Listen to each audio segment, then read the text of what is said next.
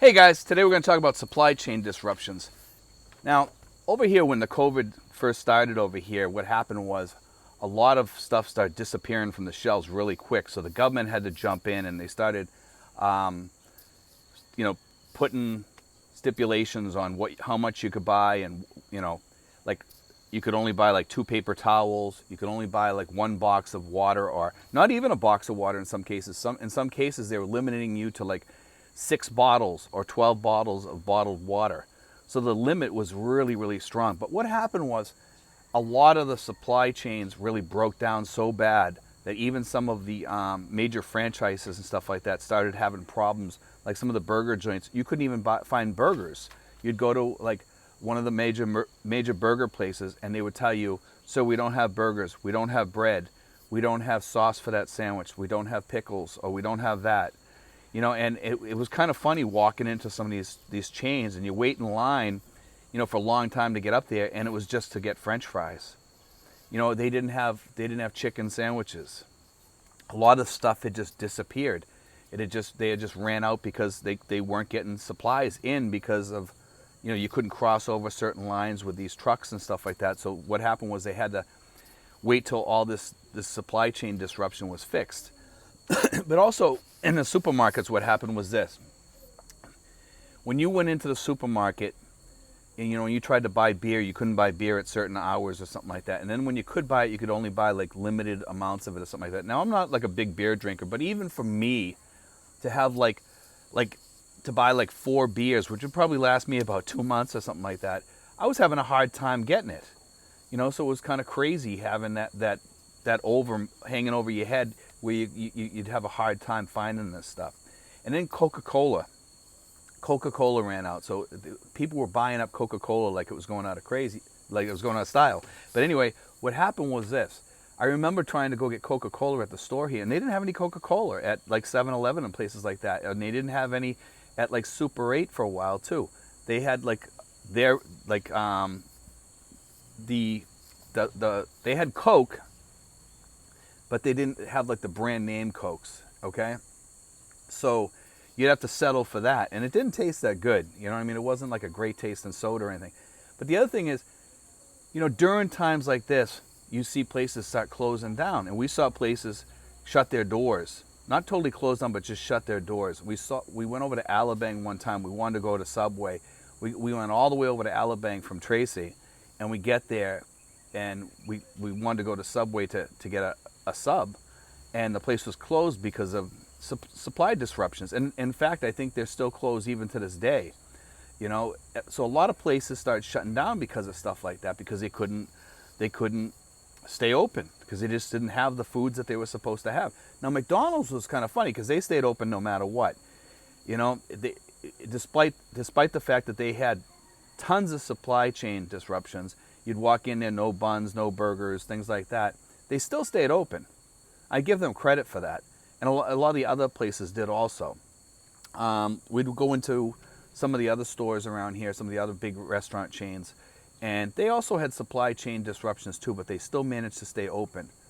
And even to this day, I'm still seeing some supply chain disruptions. We still see a lot of those issues going on here. So guys, when you're over here, be ready for these disruptions because they are going to happen, okay? Buy extra paper towels. Have them in stock. Have extra toilet paper in place because when the quarantine came into place, all this stuff was limited. They put limits on how much you could buy. Despite how big your family was, they put limits on all this stuff. So you want to have at least a month's supply on hand all the time for this stuff and be ready for any of these disruptions that could happen because of a typhoon. Or maybe we'll have another pandemic. Who knows? You always want to have this stuff on hand. At least have like 3 to 4 boxes of bottled water, if not more. And blue jugs, you should always have like 3 or 4 blue jugs on hand. And you should also always have your water bucket in the bathroom filled up so you can take a shower or flush the toilet, possibly even 2. You should think about that also. Or have a jug out back, like a big 5-gallon tank or something like that. Or those 5-gallon jugs or whatever filled up with water, so you always have water to shower with or whatever. Because I notice whenever we have a power outage, the first thing that goes down is the water. And sometimes we've had 2 days without water. That means no showers and stuff like that. So you get kind of stinky, you know. But that's why you need something to wash down with. Also, a good thing to have is those wet wipes, because it's just good to have. It's good to have a bunch of them around and just keep changing them out. You know, use them slowly, you know, and take those with you when you travel too, because they come in handy when you go to the bathroom or something like that, or you get really sweaty and you want to wipe that sweat off. Those wet wipes help. They've came in handy for me. You know, you guys need to learn to kind of be prepared over here all the time. It's just something that you have to live with in the Philippines. Even in the United States, you should always be, you know, prepared for this stuff. It's not just a Philippines thing. It's also a U.S. thing, or whatever country you come from. These things are bound to happen at one time or another. It could be a war breaks out. You don't know. But I'm saying, when you buy these things, cycle through them. Still use them, you know, first in, first out, you know. So that's the way it should be. You know, just make sure you cycle through this. You should always have like another big bag of rice to back up this rice. And then you move that towards the front. Use that bag of rice and then buy another one, put it in the back. So you always have that, you know, always there. Always waiting. And you always need that water for your rice over here too, guys. That's key, and it's important over here, you know. But always have extra supplies. Always have clean clothing around, extra clean clothing around that you can break into. God forbid something happens and you can't do laundry or something like that, or you don't have water around, you know. And that's the key around here, guys, to survival, you know. Because I remember when all this broke out, I found myself a little underprepared on a few things, and I'm a person that always over prepares. Yeah, we had plenty of like toilet paper, paper towels and stuff for a while, but it was so bad in the beginning that we started running out. We had to run out every day to go out and buy stuff, or every other day, because we could only go to the mall every other day, because they had us limited as to how much we could go to the mall, what hours we could go to the mall, and we also had to have a special card to get in the mall, things like that. But I mean, all this stuff is stuff that you have to think about. If you like drinking Coca-Cola or soda, make sure that you have extra soda and Coca-Cola around, or whatever other drinks you want. Make sure that these drinks, if they have a date of expiration or something like that, that you're all set. And you change, like I said, you change those out so this stuff doesn't expire on you. You know, one of the big things that really emptied out was milk and cereal. Milk and cereal disappeared from the shelves where I'm at. Okay, and I like having granola or muesli cereal, or honey and oats type cereals like that, you know. And it's just something I always like to have, you know, cornflakes. All that stuff disappeared along with all the milk. So now we try to, whenever I go shopping, I always try to buy like 2 or 3 extra milk. Another thing that I always buy is alcohol. Whenever I see a bottle of alcohol in front of me, I throw it on the counter and buy it with me. And we go through all that stuff. You know, it's almost like I can't even get ahead on it, because the kids use it, I use it, my girlfriend uses it, and alcohol is like a key thing right now during this pandemic. But, you know, make sure you guys have all that stuff. You know, make sure you have extra blue jugs available. I mean, we have this blue jug right here.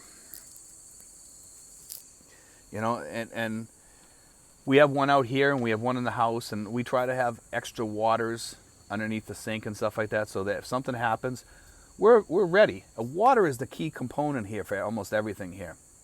Ramen noodles or whatever noodles for emergency food or whatever, you always need some sort of water, you know, to cook your food here. So you always want to have excess water, you know.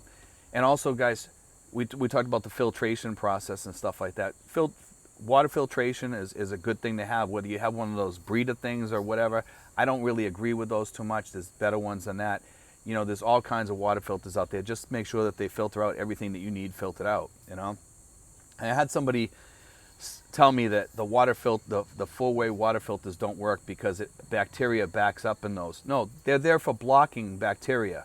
You know, I mean, we had some brain surgeon on here trying to tell me that, you know, that they build up all this bacteria and it'll basically come through the system. It breeds bacteria in there if you don't change the filters every month. That's not true, because they're not going to tell you, you know, change the filter every 6 months or something like that, and then take the risk that somebody's going to get sick from that water and then get sued. I mean, these filtration companies know what they're doing, but we have people coming on here that are telling me that those systems don't work, only use distilled water and stuff like that. And that's just simply wrong to say that. You know, it's wrong to say that, because it's just not, frankly, not true. But that is one of the things you have to be ready for over here. You know, like, remember, during an emergency, you're probably not going to have water. You're probably not going to have electricity. And those are the things you want to prepare for the most. But I mean, this pandemic has been like a strain on all of us. You know, it's been a big strain on all of us as far as foodstuffs and things like that. Going to the mall, travel, even getting gas in some cases. And if you guys, you know, you might even think about getting the generator that we talked about. These are all things you have to plan on and have extra gas. Be careful how you store gas, things like that. But like I said, the big one's water, food, rice, things to shower with. I mean, you have a good typhoon over here and your electricity's out for a week or two, and sometimes it will be because the power lines are down and trees have knocked down the power lines. Your electricity could be out for a good 2 weeks, maybe more, maybe less. Some places I've heard them being down for like a month or more. You know, so these are the things you got to think about over here. But the biggest thing is water, food, being able to keep yourself clean, clothing, being able to wash your clothes, things like that. Have extra water, possibly have a water tank. You know, be safe, you know, because food disruptions happen, water disruptions happen. We lose our water for 3.5 hours every day. It doesn't hurt us because it happens in the middle of the night, but we lose our water for about 3.5 hours every day here. They shut it down from like about 12 to 3:30 in the morning here in Tracy Martires. It doesn't affect us, you know. It doesn't affect me at all because I'm sleeping during that time. Nobody's running any water. If you get up and you flush the toilet, yeah, you just use the bucket of water near there and you flush it down that way. And that's the only problem that we have here right now, you know. Like I said, during the quarantine, it did hit us pretty hard. Buy extra cereals, buy extra milks, buy powdered milk if you have to, or buy one of those kits, emergency, you know, kits that last 30 days or something like that. Have it here. You may need it, and it's more than likely that you will need it at some point in your stay here than not. Okay, if you're planning on staying here for 10 or 20 years, you know, of your life, there's a good chance you'll probably use it, you know. But if you plan properly over here like I do, you should be okay. You'll be safe. But anyway, guys, God bless. Take care.